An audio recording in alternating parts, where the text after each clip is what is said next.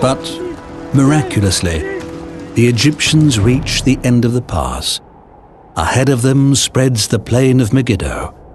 They made it past this obstacle, but the hardest work still lies ahead. The crucial battle is about to begin.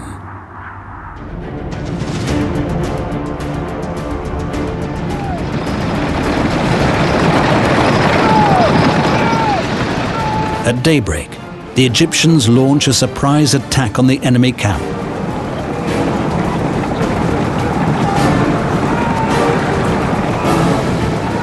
Too late, the king of Kadesh realizes that he's been outwitted. He has allowed Thutmose and his 12,000 troops to cross the mountains unimpeded. He has seriously underestimated the Pharaoh's ability as a war leader. It spells disaster as the Egyptians hopelessly outnumber the Canaanite units on the plain. With no time to call for reinforcements, the Canaanite coalition must retreat.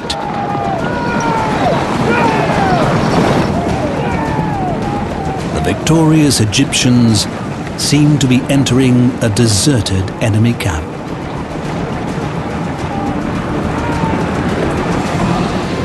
In fact, the king of Kadesh is waiting for the chance to follow his fleeing troops to safety.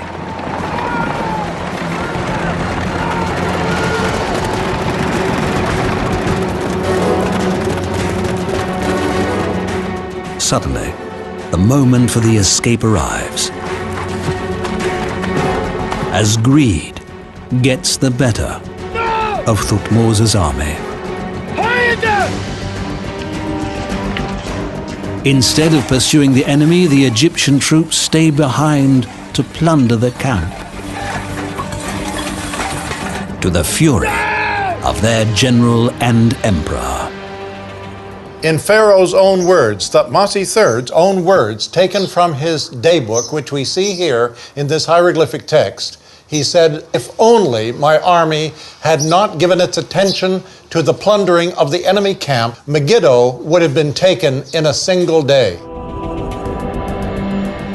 Thutmose has won his first great battle, but his inexperience and his troops' lack of discipline have let the enemy escape.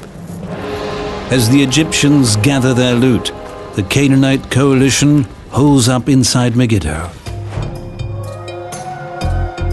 Throughout its long history, Megiddo has been a formidable fortress. Today, a team of students excavates the city level by level. They dig through the sand of thousands of years of civilization before reaching the city foundations from the time of Thutmose III.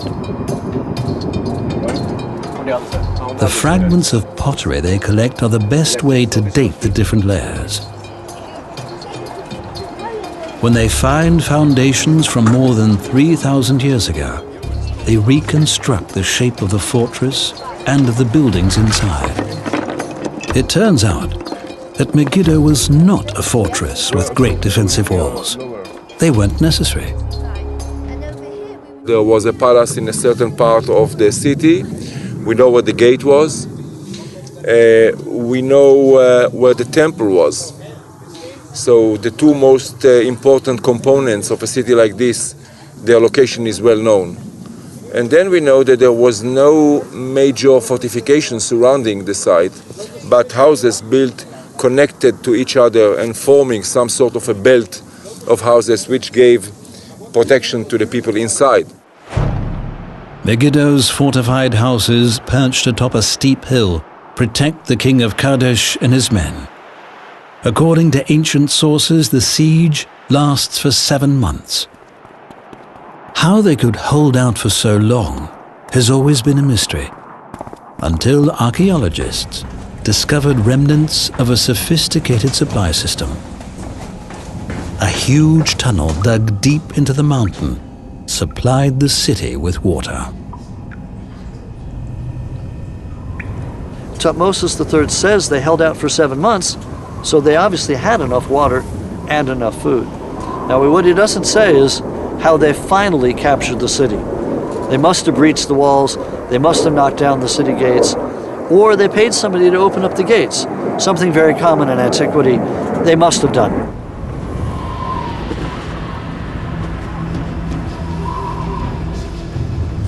Whatever happened, Megiddo finally fell. The Egyptians at last defeat their enemies. The king of Kadesh and his allies are brought before the Pharaoh. It's time for Thutmose to show his skills as statesman, to find a way to rule this conquered territory so far away from his capital in Thebes. Challenging the Pharaoh is like blasphemy. Violators can expect no mercy. The generals demand their enemies be put to death.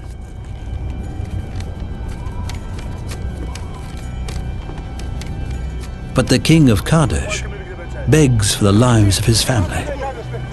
Once more, Thutmose ignores his generals and follows his own instincts, dealing with his enemies.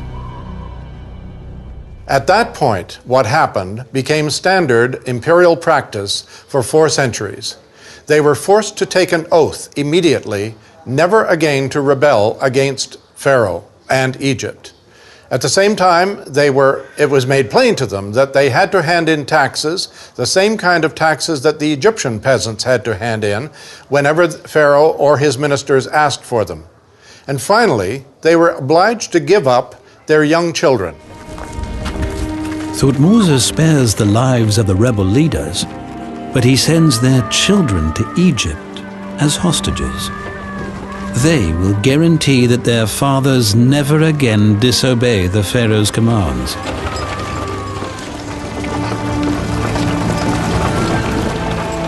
On the Nile, they will be raised as Egyptians. The girls will stay in Egypt. The boys will one day return to their homeland as vassal kings in the service of the Pharaoh. As an Egyptian, if you're trying to conquer this region, it makes much more sense to capture the cities and then turn them into an Egyptian capital city, an Egyptian stronghold, and then rule it, which is what they do. They rule this area, they rule Canaan for the next 300 or 400 years from cities like Jerusalem, like Megiddo, like others. It makes perfect sense. Why would you destroy it when it makes much more sense to occupy it? Thutmose returns home in triumph, proving himself a worthy pharaoh and a powerful general. Throughout the land, Egyptians hailed a victory over the king of Kadesh and the conquest of Megiddo. Priests throw open the doors to the sanctuaries of the imperial gods. The spoils of war, the enemy's gold, are offered to the God who made this victory possible. Amun, supreme God of the kingdom and of the fledgling empire. In Thebes, the capital, life feels safer, more secure, but that feeling is deceptive. The main enemy, the Mitanni, have by no means been vanquished, and they are plotting their revenge. Thutmose tightens his hold on Canaan, but his victory is fragile. He decides to crush the Mitanni in their own country. He did it only after the first 4 or 5 campaigns that consolidated his hold on Palestine, what we would call today Palestine, the south. Then he directed his next campaigns against the Lebanese coast. And to do that, it would be much more useful and easier, perhaps, to load his army into transports and send them by water. Ancient records show that Thutmose planned a land-sea campaign against the Mitanni, but archaeologists weren't convinced it was possible.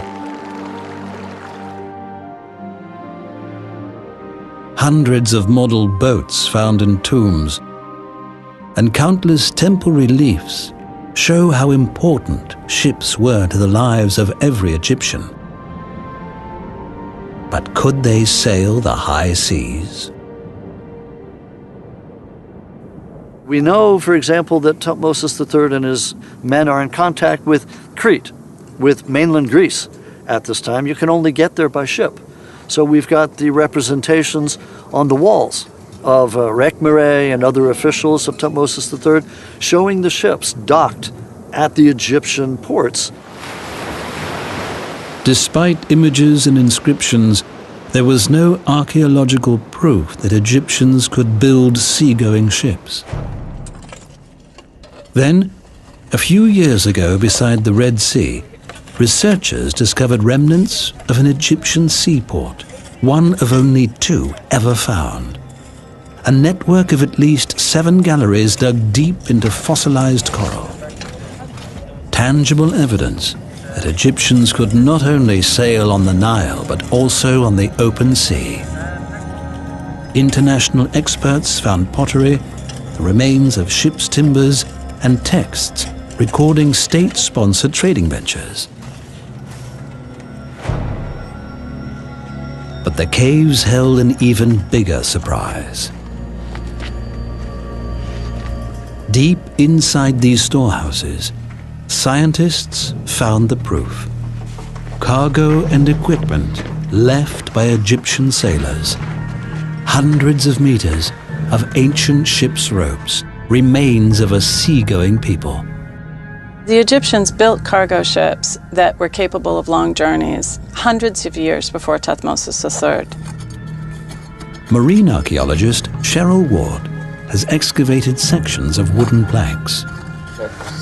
She needs just a few fragments from the stern to